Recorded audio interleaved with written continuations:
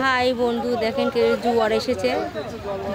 যারা যারা চান করছিল সবাই উপরে উঠে চলে এসেছে।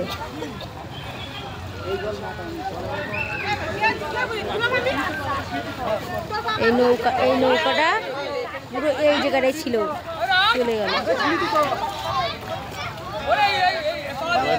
এইবার দৃশ্য কিন্তু ভয়ঙ্কর হয়ে যাবে, এইবার দৃশ্য ভয়ঙ্কর হয়ে যাবে। তোর ওখানে জল ঢুকে যাবে। হ্যাঁ জল আস।